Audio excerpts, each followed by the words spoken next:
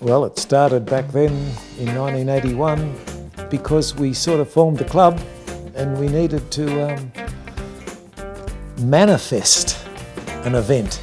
We were in the middle of two contests, one in Sydney and one in Victoria, and all the contestants from international turned up, and our contest was on the road and up and running, and then they all started to realise that we were actually running the best contest.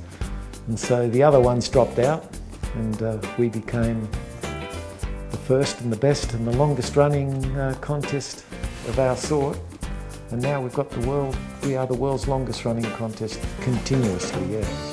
Yeah, well, so we might get 200 competitors, but they might bring, 2 or 3, a family of 3 or 4 or whatever, so that probably brings about 1,000 people into the town just for the event.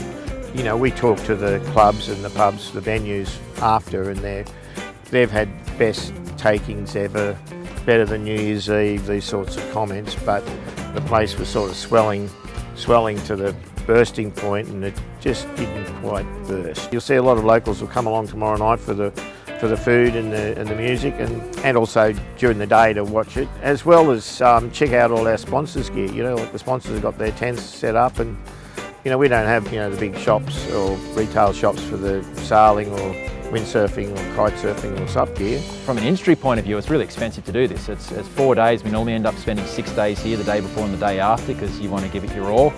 But you're driving down, you've got accommodation, you've got staff, you've got wages, and none of these guys flinch, none of these brands flinch. And I've really got to put it, obviously out to my boss, but also to all these guys, is that the investment in this event from our side of things is huge, but it only resonates how effective and how big this event is, because it's probably the only event, if not in Australia, probably the world, that gets this much support from the local hands-on industry, which I think is a really big telltale sign of how cool it is.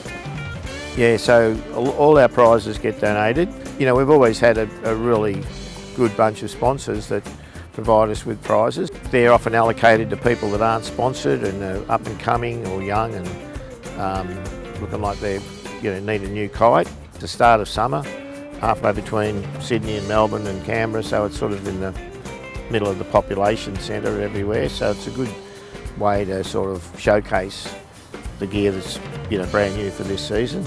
A lot of the champions cut their teeth here, so to speak.